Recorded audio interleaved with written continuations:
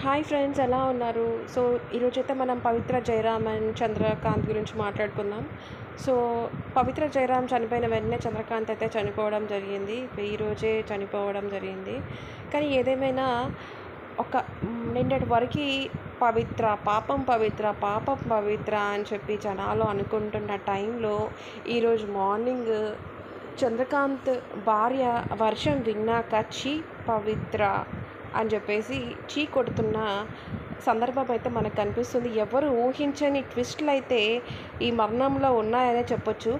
కానీ ఏదేమైనా ఒక ఒక అబ్బాయి పెళ్లి చేసుకొని 7 అడుగులు నడిచి ఒక భార్యను చేసుకొని మళ్ళీ ఇంకొక అమ్మాయితో అక్రమ సంబంధం పెట్టుకోవడమే కాకుండా ఆ భార్యని ఎంత వేధించారా బాబు అని చూశాక వీడబ్బా అని అయితే ప్రజలు ఇప్పుడు చీ కొట్టే స్టేజ్కి అయితే వచ్చారు అంటే ఒక్కసారి అర్థం చేసుకోండి వీళ్ళని ఏ విధంగా అసహించుకుంటున్నారు జనాలు అనేది. బట్ చనిపోయిన వాళ్ళ గురించి మాట్లాడుకోవడం తప్పే, కానీ ఇలా చేశారా వీళ్ళు అని అయితే అనిపిస్తుంది. బట్ ఏదేమైనా ఇప్పుడైతే ఈ చంద్రకాంత్ మరణంతోనైతే చంద్రకాంత్ నిజ స్వరూపం కానివ్వండి, పవిత్ర నిజ స్వరూపం కానివ్వండి తెలిసింది. చంద్రకాంత్కి ఆల్రెడీ పెళ్ళైపోయింది, అది కూడా లవ్ మ్యారేజ్, అది కూడా 11 సంవత్సరాలు ప్రేమించి రిలేషన్షిప్లో ఉండి వాళ్ళ అమ్మ నాన్నకి అంటే చంద్రకాంత్ వాళ్ళ భార్య అయిన శిల్ప అమ్మ నాన్నకి ఇష్టం లేకున్నా చంద్రకాంత్ని ఎదిరించి చంద్రకాంత్ కోసం అయితే చేసుకుందనమాట. వాళ్ళ ఇంట్లో వాళ్ళకి ఇష్టం లేకున్నా చేసుకొని ఎంతో హ్యాపీగా ఉన్న వీళ్ళ లైఫ్లోకి పవిత్ర ఏ విధంగా వచ్చింది అనేది అయితే వీడియోలో మాట్లాడుకుందాం. సో 11 సంవత్సరాలు చంద్రకాంత్ ఇంకా వాళ్ళ భార్య హ్యాపీగా లవ్ చేసుకొని పెళ్లి చేసుకొని ఇప్పుడు చాలా పసిపిల్లలంట. 2020లో వీళ్ళకి మ్యారేజ్ అయింది. 2020 కాదు, 2019లో మ్యారేజ్ అయింది. సో 4-5 సంవత్సరాలు అవుతుంది. వాళ్ళకి చిన్న పిల్లలు ఇద్దరు, ఒక పాప ఒక బాబు. అలాగ మంచి లైఫ్ లీడ్ చేస్తున్న టైంలో ఈ పవిత్ర అనే పర్సన్ అయితే చంద్రకాంత్ లైఫ్లోకి వచ్చాక చంద్రకాంత్ వాళ్ళ భార్యని పిల్లల్ని అందరినీ వదిలేసి పావి పావి పాప పాప పాప అని చెప్పేసి అనడం, దాంతోపాటు వాళ్ళ భార్యని ఇష్టం వచ్చినట్టు చితక బాదడం ఇవన్నీ చేస్తుండేవాడంట. పవిత్ర కూడా కాల్ చేసి అవును నాతోనే ఉంటాడు, నా మొగుడు, ఏం చేసుకుంటావు చేసుకో అని చెప్పేసి వీడియో కాల్స్లో మాట్లాడడం, వాళ్ళ భార్య ముందు వీడియో కాల్స్ చేసి మాట్లాడడం పవిత్రతో ఇవన్నీ చేస్తుండేవాడంట.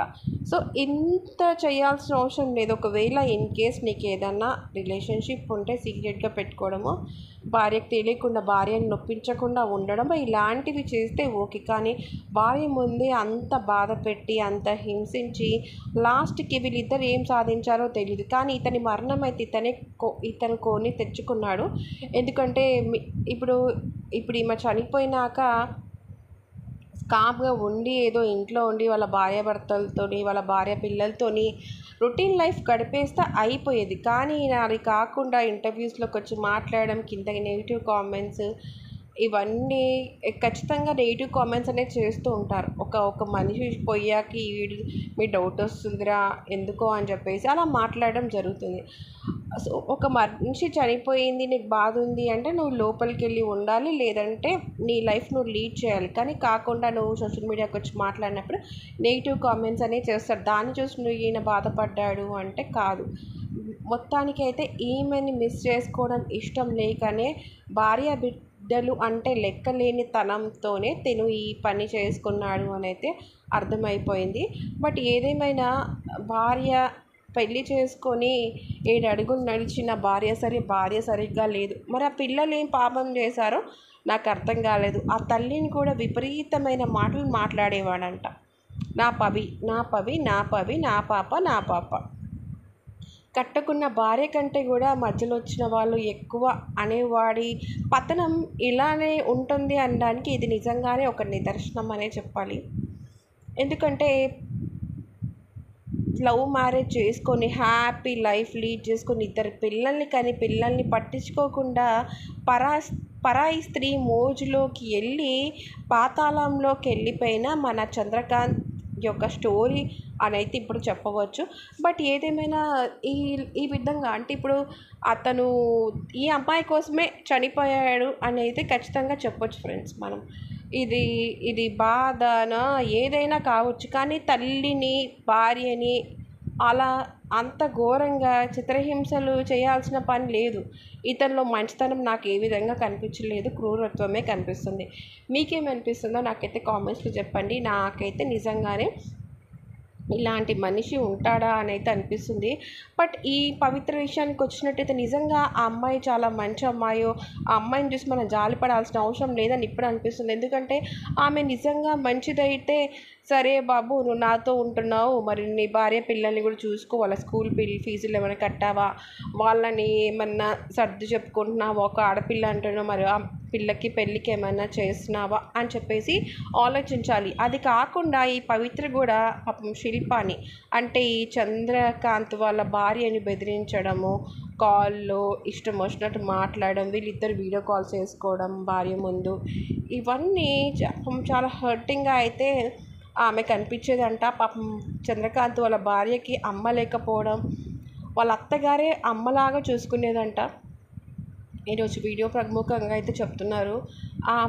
నాకు అమ్మ లేదు కానీ మా అత్తమ్మే నాకు అమ్మ అనేసరికి నాకైతే కళ్ళ నుంచి వాటర్ వచ్చేసినాయి అనమాట. బట్ నిజంగా అట్లాంటి అత్తగారులు దొరకడం చాలా అదృష్టం. వాళ్ళ అమ్మ అయితే చాలా బాధపడుతూ చెప్తుంది, ఈ పవిత్ర వల్లే నా కొడుకు ఇలా అయ్యాడు అని చెప్పి. నిజమే, ఇప్పుడు ఈ పవిత్ర వల్ల ఒక తల్లి అన్యాయం అయిపోయింది, ఇద్దరు బిడ్డలకి తండ్రి లేకుండా పోయింది, ఒక భార్యకి భర్త లేకుండా అయిపోయింది. ఖచ్చితంగా ఈ పవిత్ర వల్లే ఇవన్నీ జరిగాయని అయితే మనం ఖచ్చితంగా చెప్పొచ్చు. కానీ ఇప్పుడు అలాగని పవిత్ర మాత్రం తన పిల్లల్ని చూసుకుంటుంది, తన అమ్మని చూసుకుంటుంది, అందరినీ మంచిగా ఇంట్లో పెట్టుకొని హ్యాపీగా చూసుకుంది కదా. మరి ఈ చంద్రకాంత్ ఎందుకు అలా చేయలేకపోయాడు అంటే ఎవరు ఆపుతున్నారు ఇతన్ని? సో ఒక్కసారి ఆలోచించండి. అతనికి ఓన్లీ పిచ్చో, కామమో, ప్రేమో, ఎర్రో చెప్పలేము. కానీ ఏదేమైనా తండ్రిని వదిలేసి, భార్య బిడ్డల్ని వదిలేసి సమన్యాయం చూసారా, అక్కడే వాడి పతనం అనేది స్టార్ట్ అయిపోయింది అని అయితే చెప్పొచ్చు. బట్ ఏదేమైనా ఇప్పుడు ఆమె చనిపోయిన తర్వాత కూడా ఈయన ఈ డెసిషన్ తీసుకోవడం అనేది చాలా బాధాకరం. మా తల్లి ఏం చేసింది, ఆ భార్య ఏం చేసింది, అరే ఎంతో నమ్మి పెళ్లి చేసుకుంది, అలాంటి ఆమెను ఇలా చేసేయడం అయితే చాలా బాధాకరం. పోస్టులలో కూడా మనం చూసినట్టు ఇన్స్టాగ్రామ్లో జిమ్కి వెళ్తున్న పాప కోచ్ కాల్ చేశాడు అని, లేదంటే 2 డేస్లో కమ్మింగ్ పాప బర్త్డే అంట, పవిత్ర బర్త్డే అంట, 2 రోజులు వస్తాను పాప అని చెప్పేసి పోస్టులు పెట్టడం, ఇవన్నీ చూస్తుంటే ఎర్ర పిచ్చ అనుకున్నా కానీ బట్ ఇలా చేస్తాడు అని అయితే నాకు ఎక్కడో ఒక దగ్గర అనిపించింది. బట్ నిజంగానే అలా చేశాడు. బట్ ఇలాంటి వాళ్ళు నిజంగా సమాజానికి హానికరం ఫ్రెండ్స్. ఏదో రిలేషన్షిప్ ఉందా, సీక్రెట్గా మెయింటైన్ చేసామా, కానీ అంత ఓపెన్గా, అది కూడా భార్య ఉండంగానే ఆమెతో ఉండకుండా ఈమెతోనే వచ్చి ఉండి పెళ్ళాం బిడ్డల్ని పట్టించుకోకుండా లాస్ట్కి ఏం సాధించాడు? ఈమైనా ఆ భార్య పిల్లల్ని చూసుకోకుండా అంటే ఆ భార్య పిల్లలకి ఏదన్నా చేయాల్సింది. నిజంగా ఈమె మంచి మనసు అయితే అరే ఆ పిల్లలకి ఏదన్నా డబ్బు ఫీజు కట్టడమో, లేకపోతే వాళ్ళకి ఏదైనా సదుపాయాలు ఉన్నాయా లేవా అవన్నీ చెక్ చేసుకొని ఒక మంచి మనిషి లాగైతే ఉండొచ్చు ఆమె ఏజ్కి. ఎందుకంటే చంద్రకాంత్ ఏజ్కి ఈ ఏజ్కి చాలా డిఫరెన్స్ ఉంది, ఒక 15 years వరకు డిఫరెన్స్ ఉంటుంది. బట్ ఏదేమైనా చెప్తున్నా కదా, ఇంత చేయాల్సిన అవసరం లేదు. కానీ చాలా క్రూరత్వంగా ఈమెను చూసుకొని భార్యను కొట్టడం, ఈమె కూడా దానికి ఎంకరేజ్ చేయడము, వాళ్ళ భార్యని బెదిరించడము, ఇంకా వాళ్ళ భార్య కూడా చాలా డేస్ ఓర్చుకుందంట. సర్లే మారతాడులే, ఫిలిం ఇండస్ట్రీలో ఇవన్నీ కామన్ కదా అని చెప్పేసి సరే అని చెప్పేసి వదిలేసిందంట. ఎప్పటికైనా నా భర్త నా దగ్గరకు వచ్చి ఉంటాడు అని చెప్పేసి టైం ఇచ్చిందంట. ఇంత సహనం ఉన్న శిల్పాని ఎలా చేశాడు, ఎలా కొట్టాడు, ఎలా హింసించాడు అని అయితే అనిపిస్తుంది. నిన్నటి వరకు పాపం పవిత్ర, పాపం చంద్రకాంత్ అని చెప్పేసి మనం అందరం అనుకున్నాం. ఈరోజు మాత్రం వీళ్ళ నుంచి కొట్టే రోజు అయితే వచ్చింది. బట్ ఇలా చేసుకున్నాడేంటి అదేంటి వాళ్ళ భార్య పరిస్థితి ఏంటి, ఆ బిడ్డల పరిస్థితి ఏంటి, వాళ్ళు ఏం పాపం చేశారు అనేది అనిపిస్తుంది. అలాగని ఈ పవిత్రకు కూడా చాలా ప్రాబ్లమ్స్, చాలా కష్టాలు పడి ఏదో పల్లెటూరులో ఉండి చిన్నప్పుడు పెళ్లి చేసుకుని అంటే 14 సంవత్సరాలకి ఆమెకు పెళ్ళైపోయిందంట. వాళ్ళ భర్తతో అయితే విడిపోయింది. సో కొన్ని ప్రాబ్లమ్స్ వల్ల ఆయన ఇంకొక మ్యారేజ్ చేసుకోవడం కూడా జరిగింది. ఆ పిల్లల్ని ఈమెనే చూసుకుంటుంది బెంగళూరులో. ఈమె పిల్లలు బెంగళూరులో ప్లస్ వాళ్ళ అమ్మ నాన్నతో పాటు పిల్లల్ని ఒక బెంగళూరులో ఒక ఇంట్లో పెట్టేసి బాగా చూసుకుంటుంది. షూటింగ్ల కోసం హైదరాబాద్ టు బెంగళూరు అలా ట్రావెల్ చేస్తూ ఉన్నారు. సో అంతా బాగానే ఉంది. అంతా వాళ్ళ పిల్లల్ని చూసుకోవడం ఇవన్నిటిని మనం నిజంగానే మెచ్చుకోవచ్చు పవిత్ర విషయంలో. కానీ చంద్రకాంత్ విషయంలో మనం ఎందుకు చంద్రకాంత్ పవిత్రలాగా ఉండలేకపోయాడు ఒక్కసారి ఆలోచించండి. ఇంత పిచ్చా, ఇంత కామమా అనైతే అనిపిస్తుంది. బట్ చంద్రకాంత్ పిల్లల్ని చూడకుండా పవిత్రని అడ్డుకుంది అనేది ఈరోజు వాళ్ళ మాటల్ని బట్టి అర్థమైంది. బట్ ఏం సాధించారో తెలియదు కానీ మొత్తానికైతే అందరి లైఫ్లో అయితే కొలాప్స్ అయిపోయింది. ఒక మరణంతో 2 ఫ్యామిలీలు అయితే చిల్లిపోయాయని అయితే చెప్పొచ్చు. ఆ చిన్న పిల్లల్ని చూస్తుంటే అయితే చాలా బాధేస్తుంది. బట్ నిజంగానే మంచి వ్యక్తి అయి ఉంటే వాళ్ళ భార్య పిల్లల్ని అట్లీస్ట్ చూసుకునేవాడు. కానీ వాళ్ళ భార్య పిల్లల్ని కూడా వదిలేసేసి పాప అని చెప్పేసి అలా తను మరణం పొందడం అయితే అసలు మనం డైజెస్ట్ చేసుకోవడానికి కూడా లేదు. ఎందుకంటే వాళ్ళ భార్య బాధపడుతుంటే నాకు చాలా బాధేసింది.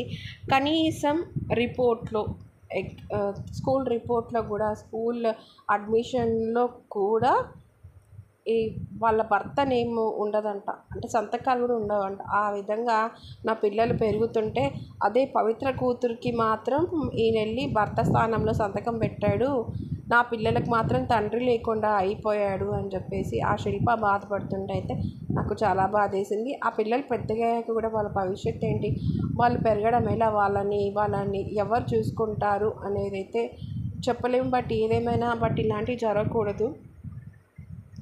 సో ఎన్నో కష్టాలు పడిన పవిత్ర ఎందుకు ఇతని లైఫ్లోకి వచ్చి ఇతని లైఫ్ని ఇలా చేసింది అని అయితే ప్రతి ఒక్కరు వచ్చి అనే రోజైతే వచ్చిందనమాట.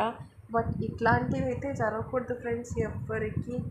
నాకైతే చాలా బాధేసింది. అరే ఏంటి ఇలా నిన్నటి వరకు పవిత్ర అని అనుకున్నామే, ఈరోజు చూస్తుంటే చీ అని అయితే అనిపించింది.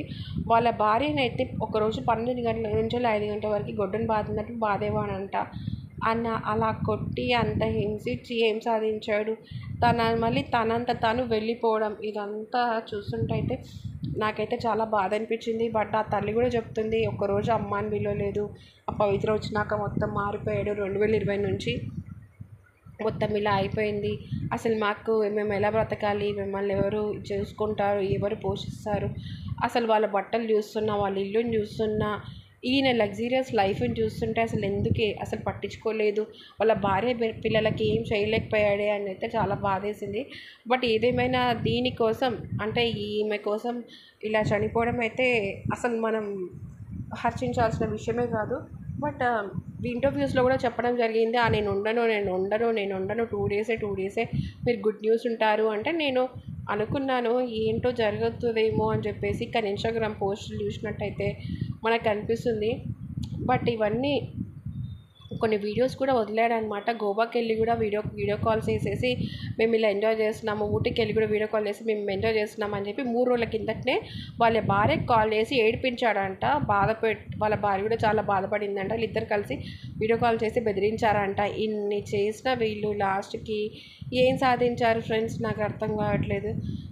ఈయనైతే పోస్ట్లోనైతే ఇన్స్టాగ్రామ్లో కూడా పావి పిలుస్తుంది నేను వెళ్తున్నాను అని అయితే పోస్ట్ చేయడం, ఇంటర్వ్యూస్లో చెప్పడం, ఇవన్నీ నాకు తెలిసి భగవంతుడు వేసిన శిక్షనో లేదంటే నిజంగానే పవిత్ర ఆత్మ తీసుకెళ్ళిపోయిందో ఈయనని తెలియదు. కానీ మొత్తానికైతే ఇలా చనిపోవడం అయితే చాలా బాధాకరం.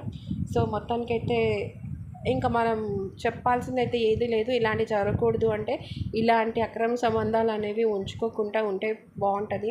భర్తని భార్యను వదిలేసుకొని ఉంచుకున్నా ఓకే, కానీ ఏది లేకుండా ఇలా ఉంచుకోవడం అయితే ఖచ్చితంగా తప్పనే చెప్పాలి. బట్ దీనివల్ల అట్లీస్ట్ కొంతమంది గుణపాఠం లాగా అవుతే బాగుంటుంది. బట్ జనాలు మారారు కదా ఫ్రెండ్స్, ప్రేమ కామం ఇలాంటివన్నీ కామన్ అయిపోయింది. సో మీకు ఈ వీడియో నచ్చినట్లయితే లైక్ చేయడం అయితే మర్చిపోవద్దు. బట్ ఏదేమైనా ఇలాంటివి జరగకూడదు అని చెప్పేసి మనస్ఫూర్తిగా కోరుకుంటున్నాను.